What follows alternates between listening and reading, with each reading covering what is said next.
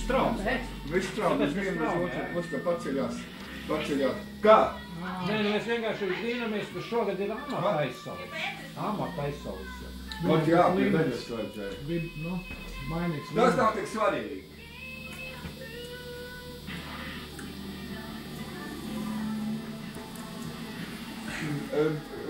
Paceļās vējš un straumi iet uz ezeru. No Daugavas un no visur. Vējš apstājās, tā viņš vai aizcelt vienu brīdi. Tikko viņš, tikko mazākā kustība atkal viņš ir vajag.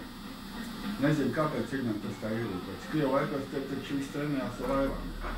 Viss dienu trenējās ar vienīgā tā dabīgā tā vieta. Bet no straumi. Viņam tam puika airējās, viņam liekas, ka baigais ātrums. Īstenībā viņš pa straumēm. Un te netiek mājās uz ķīšas ir uz bāzi.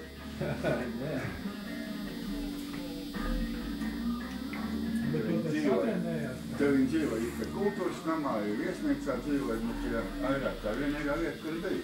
Ir Klimeņķers, te trenējās viss. Tas redzējis savā laikā. Šais vēl līdz ežeram. Un tālāk tad... Tālāk ir...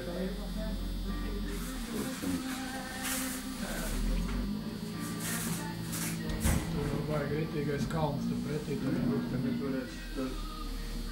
Līdz pavasaram. Dabūt šķīvē.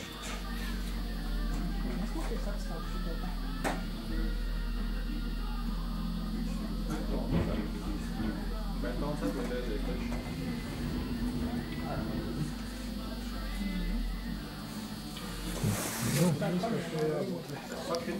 Tik centīgs ir. Jā.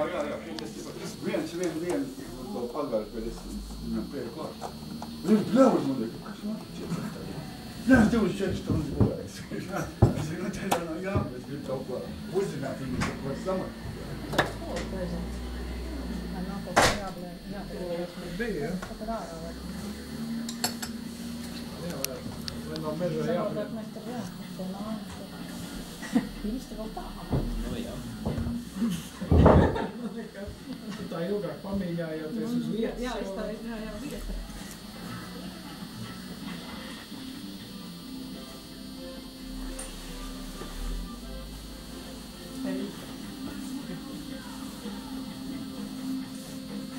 Daudz būs apilvēs centīgo traktoristu.